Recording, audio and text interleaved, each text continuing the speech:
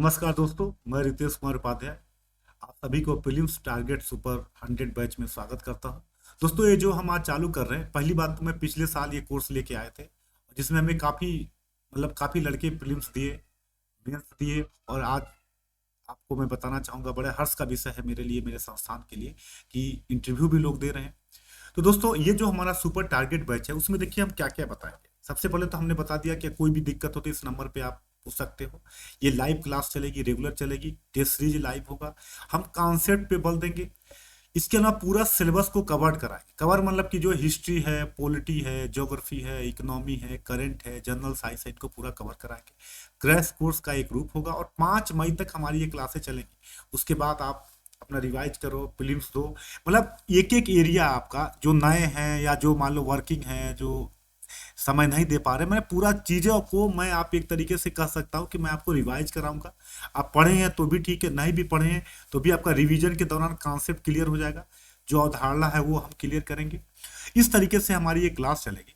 और 1-to-1 mentorship, मतलब जिससे आपने हफ्ते भर में पढ़ा, तो एक दिन हम क्या करेंगे, 1-to-1 आपसे हफ्ते भर का क्या प्रॉब्लम आ रही है, क्वेश्चन क्यों नहीं हो रहे हैं, क्वेश्चन समझ में आ रहा है, प्रीलिम्स के क्वेश्चन को कैसे पकड़ना है, करंट को कैसे स्टैटिक में जोड़ना है। जैसे ये लोग कहते हैं करंट करंट, मैं थोड़ा सा आपको बताऊं। जैसे मान लो अभी कोई घटना हुई, जैसे सपोज करो, इस नॉर्मल सी बात करते हैं कि चाइना वाला अभी आरोप लग रहा है, कांग्रेस और बीजेपी में चल रहा है कि सैनिकों को लेके चाइना ने हमारे कुछ एरिया को घेर लिया।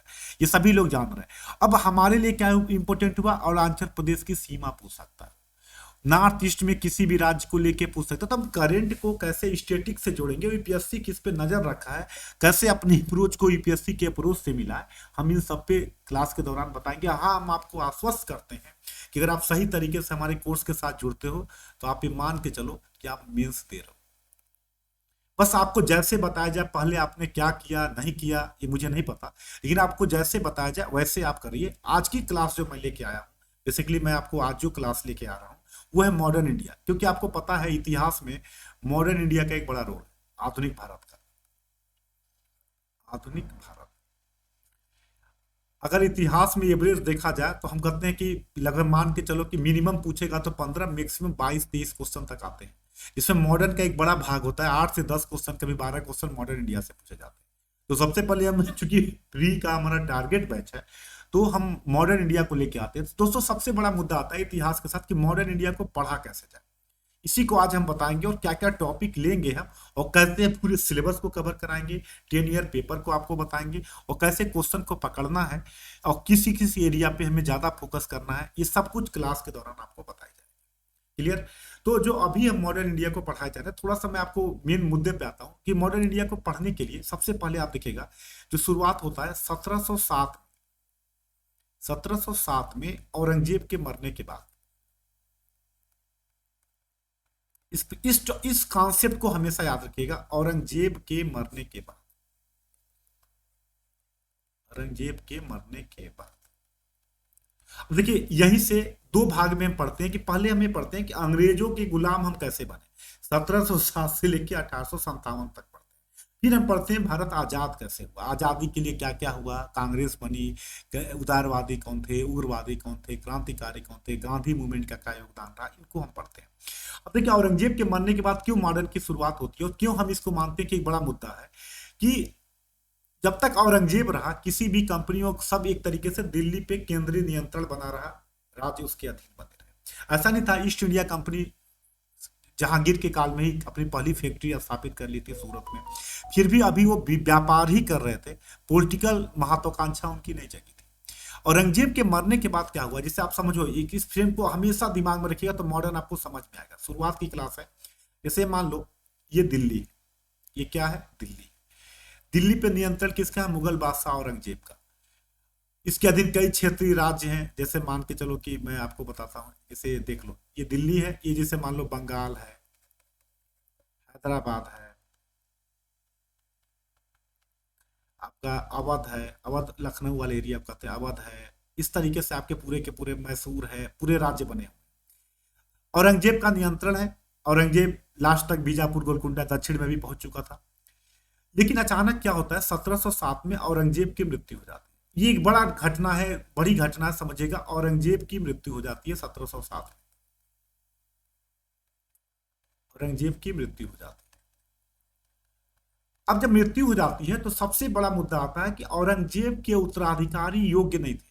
औरंगजेब के उत्तराधिकारी जो उसके लड़के थे उनमें वो क्षमता नहीं थी कि वो दिल्ली को नियंत्रित रख सके। तो जो सबसे पहला टर्निंग पॉइंट आता है, तीन चीजों को दिमाग में रखिएगा। 1707 में औरंगजेब की मृत्यु हो जाती है और औरंगजेब की मृत्यु के बाद उसके उत्तराधिकारियों में वो क्षमता नहीं थी। मतलब लिख लीजिएगा कि औरंगजेब के देखिए मैं कॉन्सेप्ट बता रहा हूं, इसको समझिएगा। औरंगजेब के उत्तराधिकारियों में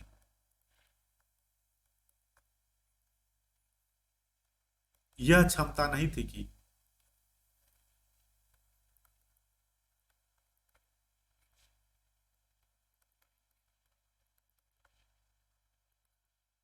वह कह सकते हैं कि औरंगजेब के उत्तराधिकारियों में यह क्षमता नहीं थी कि वह दिल्ली पे नियंत्रण स्थापित कर सके और दिल्ली के तहत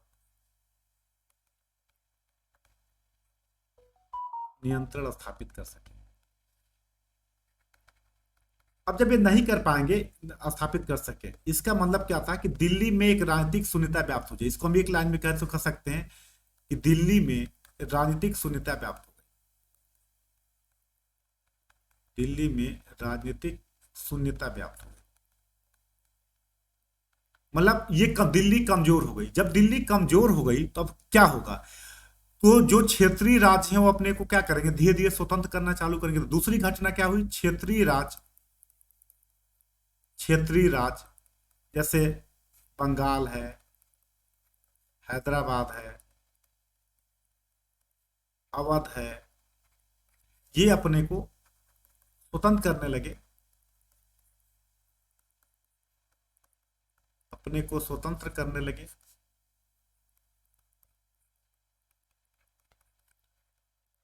और दिल्ली की नाम मात्र अधीनता को स्वीकार करने लगे। दिल्ली की नाम मात्र की अधीनता को स्वीकार करने लगे।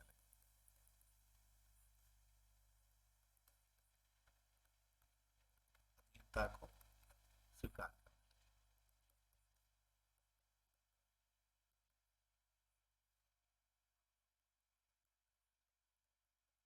ये परिवर्तन आया। तो प्रीलिम्स के लिए हमें क्या होगा कि ये पूछ सकता है कि बंगाल को किसने किया, हैदराबाद का फाउंडर कौन है, अवध का फाउंडर कौन है, हम बताएंगे आपको। क्षेत्रीय राज्य क्या होने लगे, अपने को स्वतंत्र करने की कोशिश करने लगे। इसी दौरान अब विदेशी कंपनियां भी जो आई थी उनकी भी क्या होगा, महत्वाकांक्षा जगेगी। वो भी अब चाहेंगे कि भारत की इस राजनीतिक जो एक तरीके से राजनीतिक शून्यता की समस्या है उसका हम फायदा उठाएं। तो हम कह सकते हैं कि विदेशी कंपनियों की भी महत्वाकांक्षा जगने लगी। विदेशी कंपनियां जो उस समय पहले आ चुकी थी, कंपनियां जैसे ईस्ट इंडिया कंपनी, फ्रांसीसी कंपनी, फ्रांसीसी कंपनी, इनकी भी महत्वाकांक्षा जगने लगी, महत्वाकांक्षा जगने लगी। अब ये भी भारत के राजनीतिक व्यवस्था में अब ये भी अब क्या करने लगी, ये इनको भी लगने लगा कि हम इसका फायदा उठाएं और अपने को मजबूत करें। अब ऐसे में क्या होगा, जब विदेशी कंपनियां भी चाहेंगी और क्षेत्रीय राज्य भी अपने को स्वतंत्र करने लगी तो एक संघर्ष होगा। वो संघर्ष क्या है, तो दो प्रकार के संघर्ष दिखाई देंगे यहाँ पे। ऐसे में क्या होगा, दो प्रकार के संघर्ष होंगे, दो प्रकार के संघर्ष होंगे।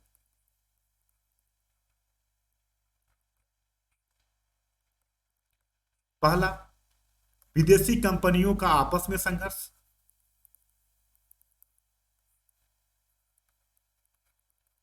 कंपनियों का आपस में संघर्ष।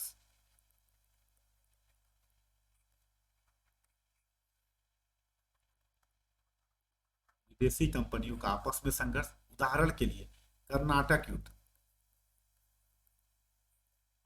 ये किसके किसके बीच हुआ, ईस्ट इंडिया कंपनी और फ्रांसीसी कंपनी के बीच,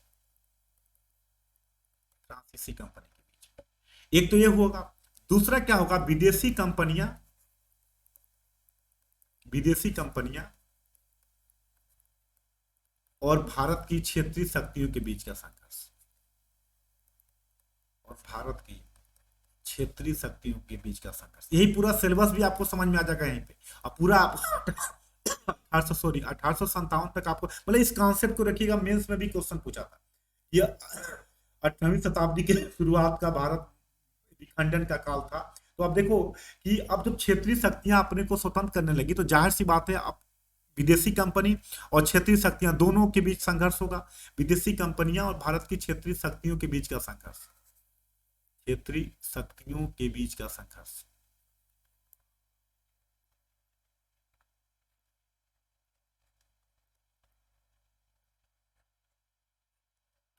ये कौन कौन है? तो सबसे पहला क्या है, बंगाल में आप देखिएगा बंगाल में प्लासी और बक्सर का युद्ध।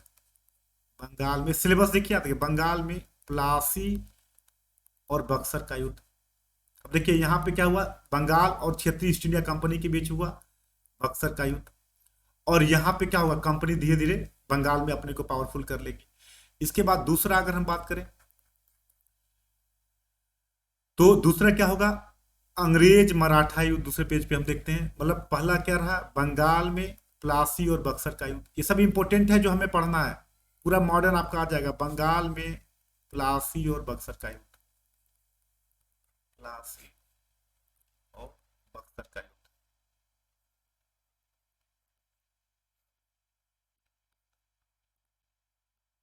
दूसरा अंग्रेज मराठा युद्ध, अंग्रेज मराठा युद्ध। देखिए मराठे एक क्षेत्रीय शक्ति थे, कैसे अंग्रेजों ने पराजित किया, इसमें हम 3 पढ़ेंगे। प्रथम अंग्रेज मराठा युद्ध, फर्स्ट अंग्रेज मराठा युद्ध पढ़ेंगे, प्रथम अंग्रेज मराठा युद्ध जो हुआ था 1775 से लेके 1782 तक। फिर पढ़ेंगे दूसरा अंग्रेज मराठा युद्ध,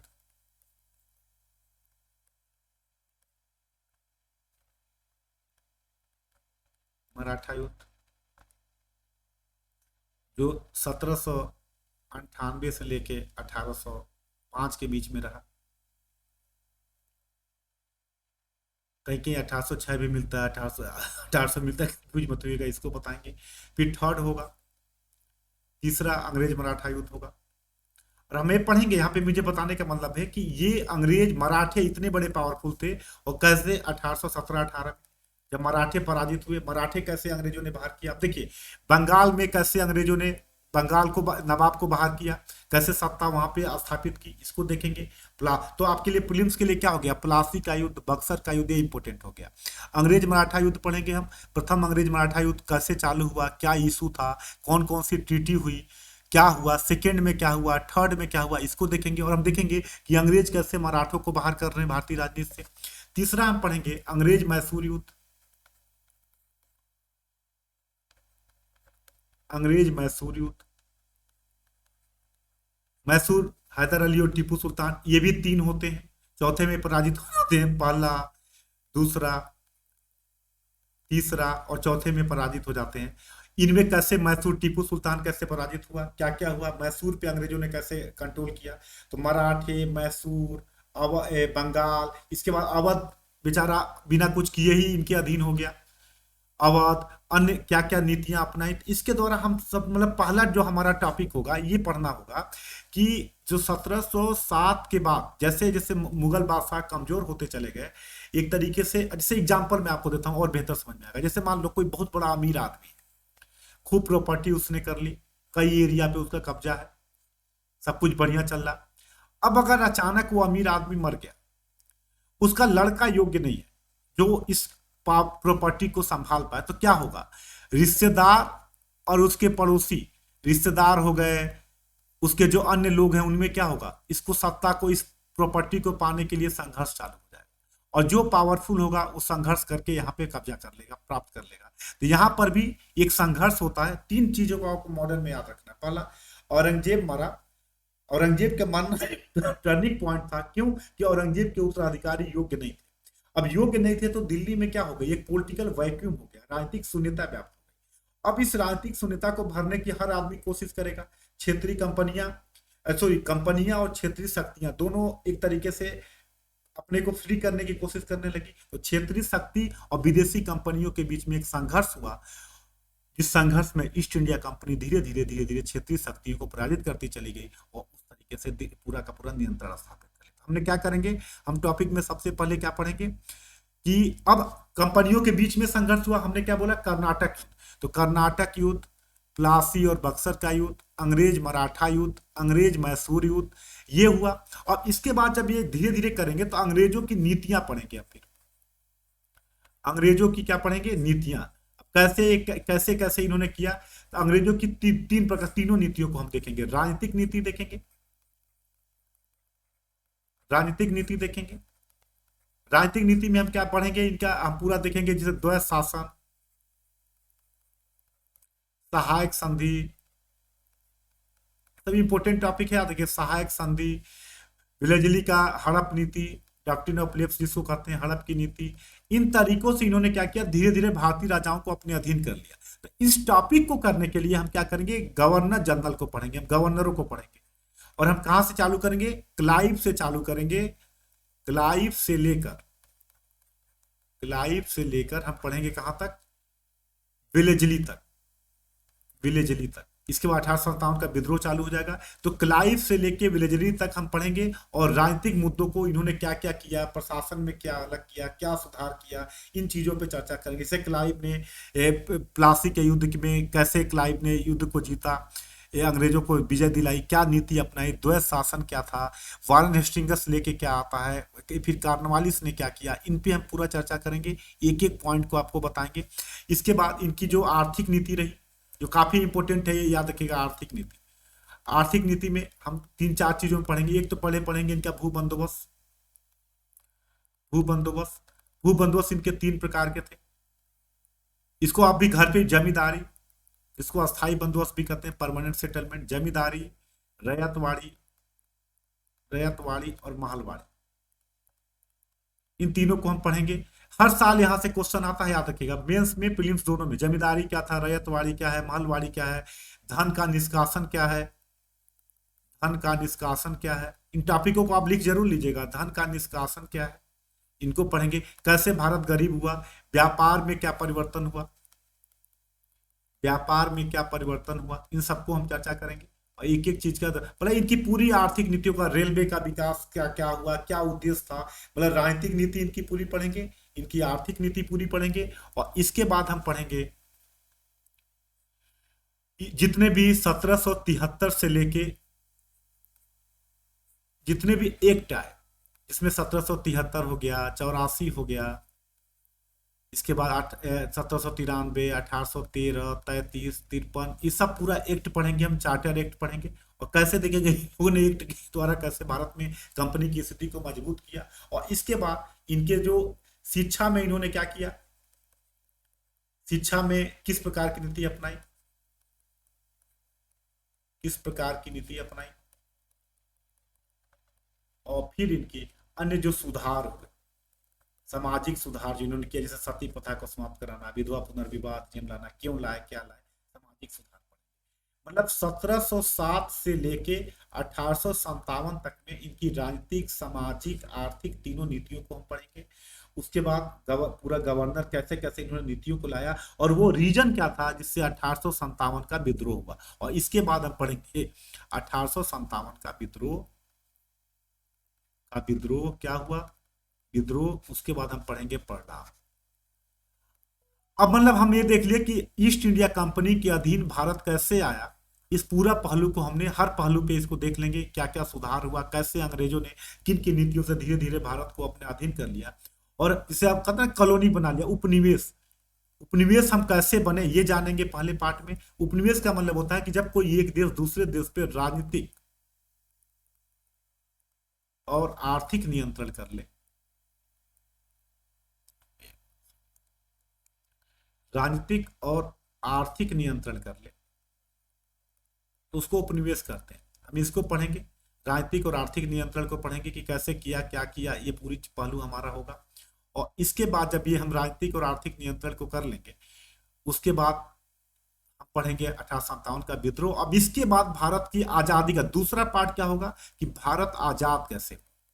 पहला पार्ट तो हम पढ़े कि भारत गुलाम कैसे हुआ, दूसरा पढ़ेंगे भारत आजाद कैसे हुआ, आजाद कैसे हुआ।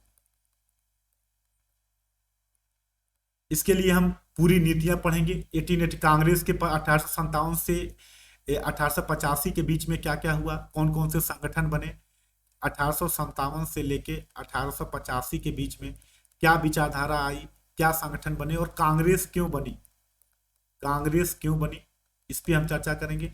और फिर कांग्रेस के उदारवादी, उदारवादी, उग्रवादी और क्रांतिकारी, क्रांतिकारी क्या पहलू रहे, क्या अंतर रहा, कौन कौन से नेता रहे। और इस प्रकार से हम 1885 से लेकर 1947 तक की हर घटना को पढ़ेंगे, कैसे भारत आजाद हुआ। इसको पढ़ने के बाद शिक्षा, सामाजिक धार्मिक सुधार को हम ध्यान देंगे। सामाजिक धार्मिक सुधार में राजा राम मोहन राय से लेके आर्य समाज, ब्रह्म समाज जो राजा राम मोहन राय का था, इसके बाद मुस्लिम धर्म में सुधार क्या था, पारसियों में सुधार क्या था, कौन कौन से कानून आए, इन पे पूरा चर्चा करेंगे। और फिर हम पढ़ेंगे आपका जो आएगा कि 1861 से लेके 1935 तक के सभी अधिनियम, और फिर सांप्रदायिकता का विकास कैसे हुआ, समाज कांग्रेस समाजवाद का कैसे विकास हुआ, इन सभी पहलू पे हम चर्चा करेंगे और इस तरीके से पढ़ेंगे। मतलब हम कहें तो दो पार्ट में हम पढ़ेंगे। पहले पार्ट में हम पढ़ेंगे भारत उपनिवेश कैसे बना, उपनिवेश कैसे बना, और दूसरे पार्ट में पढ़ेंगे भारत आजाद कैसे हुआ, आजाद कैसे। इन इन तरीकों से हमारी क्लास चलेगी। और ये दोनों पार्ट में क्या क्या फोकस करना है, इसके अलावा हम 10 ईयर पेपर पूरा चर्चा करेंगे, प्रीवियस ईयर पेपर पे पूरा चर्चा होगी हमारी। एक एक अवधारणा आपकी क्लियर कराई जाएगी। अगर आप पहले से पढ़े हैं तो बहुत अच्छा, अगर नहीं भी पढ़े हैं तो आप ये मान के चलो कि अगर मॉडर्न के 10 क्वेश्चन आ रहे हैं तो मैं आपको गारंटी देता हूं कि 8 से 9 क्वेश्चन आप आराम से कर लेंगे। अगर क्लास में आप रेगुलर हैं, रेगुलर क्लास को देख रहे हैं, आपकी छोटी से छोटी अवधारणा, छोटी से छोटी चीजें क्लियर की जाएंगी एकदम आराम से, जिससे आपको लगे कि इतिहास में हमें कोई दिक्कत नहीं है, किसी तरह की कोई समस्या नहीं है। जिस तरीके से हमारा चालू होगा। अब जो हम अगली क्लास, कल की क्लास में हम पढ़ेंगे, क्या क्या पढ़ेंगे। अब टॉपिक पे हम आते हैं। हमने सिलेबस आपको बता दिया, इस तरीके से आपको पढ़ना है। जो टॉपिक हमारा होगा ये होगा मुगल और उत्तराधिकारी, मुगल उत्तराधिकारी इसको पढ़ेंगे हम। इसमें हम बताएंगे बहादुर शाह से लेके क्या क्या नीतियां रही, कैसे कमजोर कहा जाता है इनको, बहादुर शाह से चालू करेंगे और पूरा ले जाएंगे। और इसके बाद हम पढ़ेंगे क्षेत्रीय राज्य की स्थापना, क्षेत्रीय राज्य की स्थापना। जैसे अवध का फाउंडर कौन था, बंगाल का फाउंडर कौन रहा, कर्नाटक का फाउंडर कौन रहा, क्या रहा। इसके बाद हम पढ़ेंगे, तीसरा पढ़ेंगे जो हमारा होगा कर्नाटक, कर्नाटक। तो इस तरीके से हमारा धीरे धीरे सीक्वेंस चलेगा। तो कल की क्लास में हमारा ये टॉपिक होगा, आप भी पढ़ के आइए। हाँ, मैंने आपको बता दिया कि इसी सीक्वेंस को बनाइएगा। फिर से मैं बता दूं कि 1707 में एक घटना होती है कि औरंगजेब की मृत्यु हो जाती है। औरंगजेब का जो उत्तराधिकारी है वो योग्य नहीं है, उनके अंदर वो क्षमता नहीं है कि वो शासन कर सके। तो जाहिर सी बात है, जब मेन लीडर ही कमजोर होगा तो हर व्यक्ति अपने को लीडर बनाने की कोशिश करेगा। क्षेत्रीय शक्तियां क्या करती हैं, जैसे अवध है, बंगाल है, अपने को स्वतंत्र करना चालू कर देते हैं। इसी दौरान जो कंपनियां थी, विदेशी कंपनियां जैसे east India company, French company, इनकी भी राजनीतिक महत्वाकांक्षा जगना चालू हो गई और ये भी भारतीय राजनीतिक मामलों में हस्तक्षेप करना चालू कर देते हैं। तो ऐसे में दो प्रकार के संघर्ष होंगे। एक तो कंपनियों में आपस में प्रतिस्पर्धा थी, जिसका सबसे बढ़िया एग्जांपल है कर्नाटक युद्ध, जो ईस्ट इंडिया कंपनी और फ्रांसीसी के बीच हुआ। और दूसरा जो भारत की क्षेत्रीय शक्तियां हैं और जो ईस्ट इंडिया कंपनी, इनके बीच जो संघर्ष हुआ, जैसे प्लासी बक्सर, अंग्रेज मराठा युद्ध, अंग्रेज मैसूर युद्ध, और अंग्रेजों ने किस किस प्रकार की नीतियां अपना के जो गवर्नर आए, कैसे भारत को अपने अधीन किया, क्या क्या किया, उन पे हम चर्चा करेंगे। और इस तरीके से हम पहला जो पार्ट पढ़ेंगे कि भारत उपनिवेश कैसे बना ईस्ट इंडिया कंपनी का, क्या क्या रहा, इसको बताया जाएगा। जितने क्वेश्चन आए हैं उस क्वेश्चन पे हम चर्चा करेंगे, एक एक क्वेश्चन पे डिस्कस करेंगे, क्या था, क्यों हुआ, रीजन क्या है, ये सब बताएंगे। इकोनॉमिक हिस्ट्री में जमींदारी, रैयतवाड़ी, महलवाड़ी का पूरी अवधारणा हम क्लियर कराएंगे। मतलब मैं आपको गारंटी देता हूं कि अगर आप क्लास में रेगुलर हैं तो यकीन मानिए आपको किसी भी लेवल पे कोई दिक्कत नहीं आएगी। मुगल उत्तराधिकारियों में अगर हम बात करें, थोड़ा सा हम आपको बता दें कि मुगल औरंगजेब की मृत्यु के बाद उसके 3 पुत्र थे, मुअज्जम, आजम और कामबख्श। अगर हम बात करें थोड़ा सा अब आते हैं टॉपिक पे। मुगल उत्तराधिकारियों में औरंगजेब के मरने के बाद औरंगजेब के 3 पुत्र थे। सब याद रखिएगा, स्टेट पीसीएस में भी कभी कभी पूछ देता है। औरंगजेब के मृत्यु के बाद, मृत्यु के बाद जो मैं बता रहा हूं उसको पॉइंट आउट जरूर करते रहिएगा। अगर इतना कर लेंगे तो आप यकीन मानिए कोई क्वेश्चन बाहर नहीं जाएगा, लेकिन कोई एरिया मैं छोड़ूंगा ही नहीं। और पिछले साल का रिकॉर्ड रहा, इस बार भी उससे ज्यादा हमें रिजल्ट मिलेगा, और अब मुझे विश्वास है कि आप लोग मेहनत दोगे। औरंगजेब के मृत्यु के बाद जो एक तरीके से हम बात करते हैं, उसके उत्तराधिकारियों में संघर्ष चालू हो गया। औरंगजेब के 3 पुत्र थे, एक तो पहले ही मर चुका था, 3 पुत्र थे उस समय जिंदा। एक था मुअज्जम, मुअज्जम, एक था आजम, एक था कामबख्श।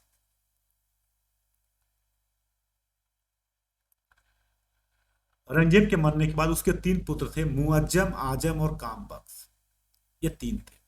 अगर हम बात करें इन तीनों की, अगर हम सही तरीके से देखें, अगर इनकी बातों को अगर हम देखें सही तरीके से, तो इन 3 पुत्र, इनके 3 पुत्रों की अगर जानकारी हमें मिलती है कि 3 लोग थे, तीनों में क्या हुआ, संघर्ष की स्थिति बनना चालू हुई।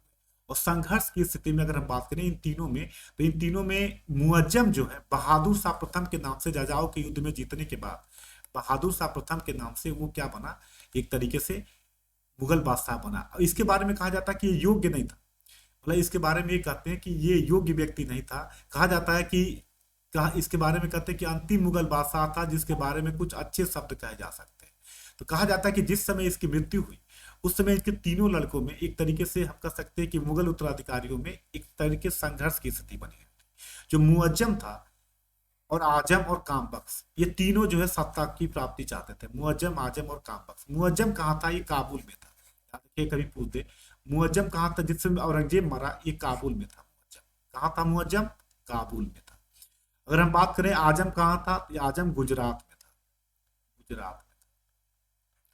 और आप बोलोगे कामबख्श कहाँ था, तो कामबख्श दक्षिण भारत में बीजापुर में था।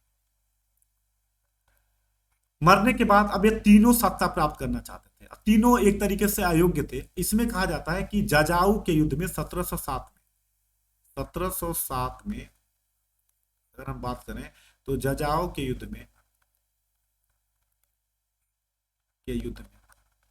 1707 में जजाऊ के युद्ध में मुअज्जम की सेनाओं ने आजम को परास्त कर दिया।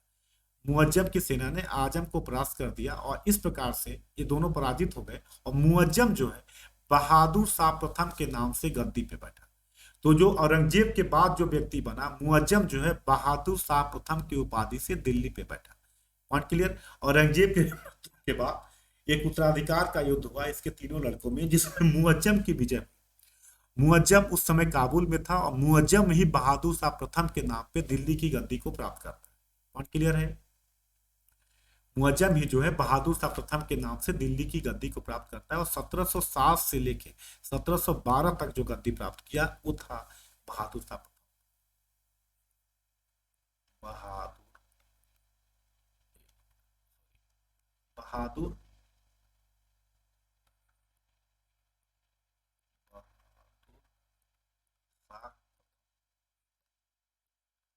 1707 से 1712 तक आपसे क्वेश्चन पूछेगा कि औरंगजेब के मरने के बाद मुगल बादशाह कौन बना, तो वो बना बहादुर शाह प्रथम। बहादुर शाह प्रथम के बारे में कहते हैं कि सिडनी ओवन कहते हैं कि एक अंतिम मुगल बादशाह था। सोचिए, इसी से आपको अंदाजा लगेगा, यह अंतिम मुगल बादशाह था जिसके बारे में कुछ अच्छे शब्द कहे जा सकते हैं। इसका मतलब कि लगातार मुगल, इस मैंने आपको जो पॉइंट बताया कि मुगल उत्तराधिकारी लगातार कमजोर होते चले गए। और एक तरीके से बहादुर शाह हुआ, बहादुर शाह के बाद लगातार जहादार शाह, फारूक सियर, इसके बाद आपका रफी उदरजात, रफी उदौला, मोहम्मद शाह रंगीला, इस तरीके से लगातार ये केवल नाम मात्र के शासक रह गए, इनका कोई मतलब नहीं था। और एक तरीके से धीरे धीरे धीरे धीरे दिल्ली कमजोर होती चली गई और क्षेत्रीय शक्तियां और ईस्ट इंडिया कंपनी के बीच में संघर्ष चालू हुआ। और यहीं से ईस्ट इंडिया कंपनी धीरे धीरे धीरे धीरे भारत को अपना उपनिवेश बनाई। तो हम पहले लेवल पे कल की क्लास में हमने मुगल उत्तराधिकारी, जिसमें हमको बताया कि औरंगजेब के मरने के बाद मुगल उत्तराधिकारियों के बीच, औरंगजेब के उत्तराधिकारी जो मुअज्जम, आजम, कामबख्श, इनमें एक संघर्ष होता है जिसमें मुअज्जम जो है बहादुर शाह प्रथम के नाम से गद्दी प्राप्त करता है और इसको शाह आलम प्रथम भी कहा जाता है। इसका एक नाम शाह आलम प्रथम भी है। अब जाहिर सी बात है ये क्या करेगा, जब ये बना है तो जाहिर सी बात है कि ये कम मजबूर था नहीं, इसने क्या किया, मराठों और राजपूत, क्योंकि जिससे औरंगजेब का संघर्ष हुआ था मराठों और राजपूत के साथ, इनके प्रति उदार नीति अपनाई। इसके पास तो देखिए, जो कमजोर होता है वो लिबरल पॉलिसी अपनाना। लिबरल पॉलिसी दो तरह, एक होता है कि हम मजबूत हैं फिर भी लिबरल है, एक होता है कि हम कमजोर हैं तो हम ज्यादा संघर्ष कर भी नहीं सकते। और औरंगजेब के काल में एक अव्यवस्था जो बनी हुई थी, इसने क्या किया, मराठों जिससे जिससे संघर्ष था, मराठों और राजपूतों से उदार नीति अपनाना चालू किया। और राजपूतों के साथ उदार नीति चालू की। मराठों और राजपूतों के साथ इसने क्या किया, उदार नीति अपनाना चालू की। और संभाजी के पुत्र जो मराठे नेता संभाजी थे, उनके पुत्र साहू जो मुगल कैद में थे, उनको आजाद कर दिया। साहू को इसने आजाद कर दिया। जजिया कर को जो औरंगजेब ने लगाया था, उस जजिया कर को समाप्त कर दिया। इस प्रकार से इसने एक उदारता की नीति अपनाई। और कहा जाता है कि इसीलिए सिडनी ओवेन कहते हैं कि सिडनी ओवेन का स्टेटमेंट है इसके बारे में। सिडनी ओवेन एक हिस्टोरियन है, सिडनी ओवेन, ये सब याद रखिएगा, पूछ सकता है। सिडनी ओवेन का एक स्टेटमेंट है कि यह अंतिम मुगल बादशाह है, यह अंतिम मुगल बादशाह है, यह अंतिम मुगल बादशाह है। इसके बारे में कुछ अच्छे शब्द कहे जा सकते हैं, अच्छे शब्द कहे जा सकते हैं। यह अंतिम मुगल बादशाह है जिसके बारे में कुछ अच्छे शब्द कहे जा सकते हैं। मतलब इसके बाद लगातार अयोग्य बनते रहे। अगला मुगल बादशाह बनेगा बहादुर शाह के प्रथम के बाद अगर हम बात करें तो अगला बना जहादार शाह। जहादार शाह कोई काम नहीं, जहादार शाह बना 1712 में, 1712 में जहादार शाह बना। अब यहीं पे क्या होगा कि एक तरीके से हम कहते हैं कि अब आप सोचो यहीं पे कि जहादार शाह, अब यहीं पे मुगल जो अधिकारी थे उनमें गुटबाजी चालू हो गया। अब ये जिसको चाहते थे उसको बना देता, मतलब एक तरीके से खफी खा भी करते हैं बहादुर शाह को, तो कि इतना लंबा साहे बेखबर भी कहा जाता। अब सोच लीजिए, साहे बेखबर इस तरह का, मतलब कि अब ये केवल नाम मात्र के शासक रहे। जो मैंने कहा ना कि मुगल उत्तराधिकारी कमजोर थे, तो जहादार शाह बना। जहादार साहब की भी वही हाल था, कोई मतलब नहीं, इसको लंपट मूर्ख भी कहा जाता है। कोई काम ऐसा नहीं रहे जो हम जाना जाए। अब इसी के बाद यहाँ पे गुटबाजी चालू हो जाएगी, और इसी गुटबाजी में धीरे धीरे धीरे धीरे क्षेत्रीय शक्तियां भी अपने को क्या करेंगी, स्वतंत्र करने की कोशिश करेंगी। और यहीं से मामला, जहादार शाह के बाद कौन बना, फर्रुखसियर बनेगा। फर्रुखसियर, यहाँ पे सैयद बंधु जो होंगे फर्रुखसियर के काल में काफी वो हो जाएंगे, इनको घृणित कायर भी कहा जाता है। बस ये क्रम याद रखिएगा, मेरे बताने के मतलब कि क्रम। अगर आपसे कई बार क्वेश्चन यूपी पीसीएस में पूछा कि औरंगजेब के मरने के बाद कौन बना, तो बहादुर शाह प्रथम बना। बहादुर शाह प्रथम के बाद कौन बना, जहादार शाह बना। जहादार शाह के बाद कौन बना, आपका फर्रुखसियर बना। फर्रुखसियर के बाद आप देखोगे कि 1713 से 1719 तक फर्रुखसियर रहा। फर्रुखसियर के बाद कहा जाता है कि रफी उदरजात रफी उदौला 19 में थोड़े थोड़े समय के लिए बने। और इसके बाद जो मेन बना वो था मोहम्मद शाह रंगीला। मोहम्मद शाह रंगीला जो अपना 1719 से 1748 के बीच में रहा। इसी के काल में आप देखोगे नादिर शाह का आक्रमण भी होगा, कोई मतलब नहीं, 1739 में नादिर शाह का आक्रमण इसी के काल में हुआ। अब सोचिए, विदेशी आक्रमण भी हो रहा है, कोई फर्क नहीं पड़ता, क्षेत्रीय शक्तियां अपने आप को कर रही हैं। और नादिर इस तरीके से धीरे धीरे धीरे धीरे सत्ता जो है इनकी, मामला धीरे धीरे पूरा का पूरा खत्म होता चला गया, कोई मतलब नहीं रहा। इसके बाद अहमद शाह बने, नाम मात्र का अहमद शाह, बस नाम याद रखिएगा, अहमद शाह। अहमद शाह ये बना 1748 से 1754 के बीच में। जहादार शाह, फिर फर्रुखसियर, फर्रुखसियर के बाद रफी उदौरा, रफी उदौजात केवल 19 में कुछ समय के लिए रहे। मेन मोहम्मद शाह रंगीला रहा 48 तक। इसी काल में जो मेजर घटना हुई, नादिर शाह का आक्रमण हुआ। इसके बाद अहमद शाह बना जो 48 से 54 तक रहा, कोई मतलब नहीं इसका भी। इसके बाद अहमद साहब के बाद अगर हम बात करेंगे तो आलमगीर द्वितीय बना। आलमगीर द्वितीय, आलमगीर द्वितीय बना जो 54 से लेके 1754 से लेके 1759 तक रहा, 59 तक। और इसके बाद बना शाह आलम सेकेंड। शाह आलम, इसी काल में आपको याद होगा कि बक्सर का युद्ध हुआ था। शाह आलम द्वितीय जो बक्सर के युद्ध में हार गया था, ये रहा था 1806 तक, 1759 से लेके 59 से लेके 1806 तक।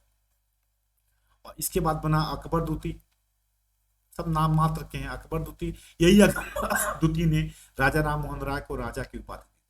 और अकबर द्वितीय के बाद लास्ट रहा हमारा बहादुर शाह। क्लियर? तो ये मुगल बादशाह है, मुझे बताने के मतलब यहाँ से आपको केवल क्रम जानना है और जो घटनाएं होंगी आपको वहां बताया जाएगा। तो ये जितने मुगल उत्तराधिकारी थे अयोग्य थे, इनमें वो क्षमता नहीं थी जो औरंगजेब के वश जो विरासत था उसको आगे बढ़ा पाए। तो जब सिंपल की बात है, अपने एक एग्जांपल दिए, कोई बड़ा अमीर आदमी है, अगर बहुत प्रॉपर्टी है, अगर वो मर जाए और उसका लड़का योग्य ना हो तो उसके रिश्तेदार भी प्रॉपर्टी पे कब्जा करना चाहेंगे, उसके पड़ोसी भी उसकी प्रॉपर्टी कब्जा करना चाहेंगे, जो जीतेगा उसी की प्रॉपर्टी होगी। यहाँ भी यही हुआ, सिंपल एक लाइन मॉडर्न की शुरुआत में 1707 में औरंगजेब के मरने के बाद मुगल उत्तराधिकारी योग्य नहीं थे, मैंने आपको बता भी दिया। जब कहा जाता कि साहेब बेखबर, कई लोग हरम से निकलते ही नहीं थे। सिडनी ओवेन के अंतिम मुगल बादशाह है जिसके बारे में कुछ अच्छे शब्द कहे जा सकते हैं, तो यहाँ गुटबाजी चालू हो गई, कोई फर्क नहीं, कोई मतलब नहीं, इनको नाम मात्र के बादशाह रह गए। ऐसे में क्या होगा, क्षेत्रीय शक्तियां अपने को फ्री करना चालू कर दी। विदेशी कंपनी जो अभी तक व्यापार करने आई थी उसकी भी राजनीतिक महत्वाकांक्षा जगने लगी। अब ऐसे में क्या होगा, दोनों संघर्ष होगा। तो विदेशी कंपनियों का आपस में भी संघर्ष हुआ और विदेशी कंपनियों और क्षेत्रीय शक्तियों के बीच संघर्ष हुआ। जो जीतेगा दिल्ली उसी की होगी। तो 1707 से 1857 के बीच में कैसे कैसे भारत उपनिवेश बना, क्या क्या घटनाएं हुई, उस पर अब हम चर्चा करेंगे। कल की क्लास में हम कर्नाटक युद्ध और प्लासी और बक्सर पे चर्चा करेंगे। कैसे बंगाल एक पावरफुल राज्य कैसे अंग्रेजों के अधीन हुआ, दक्षिण में अंग्रेज कैसे अपने को मजबूत किए, क्या और फ्रांसीसी कैसे बाहर हुए, इनके बारे में हम चर्चा करेंगे। और इस तरीके से हमारी क्लास आगे बढ़ेगी। आपका काम यह है कि मुगल उत्तराधिकारियों के क्रम को देख लीजिएगा। फिर से मैं एक बार बताता हूँ। औरंगजेब के मरने के बाद उसके 3 लड़के थे, मुअज्जम, आजम और कामबख्श। इनमें संघर्ष होता है। मुअज्जम बहादुर शाह प्रथम के नाम पे गद्दी प्राप्त करता है। यूपी पीसीएस में एक बार पूछा औरंगजेब के मरने के बाद कौन बना, तो मुअज्जम बहादुर शाह प्रथम, इसी को साहेब बेखबर कहते हैं, इसी को शाह आलम प्रथम कहते हैं, ये बना। इसने उदार नीति अपनाई, जजिया को समाप्त कर दिया, आपका मराठों और राजपूतों के साथ उदार नीति अपनाई, लेकिन कोई ऐसा काम नहीं रहा। इसके बाद जहांदार शाह बना, यहीं पे मुगल दरबार में गुटबाजी चालू हो गई। जहांदार शाह बना, जहांदार शाह के बाद फर्रुखसियर बना, फर्रुखसियर के बाद रफी उदरजात, रफी उदौला, फिर मोहम्मद शाह रंगीला बना। और इस तरीके से इन मुगल उत्तराधिकारियों के क्रम को दिमाग में रखिएगा। कल की क्लास में हम इस पर मिलते हैं।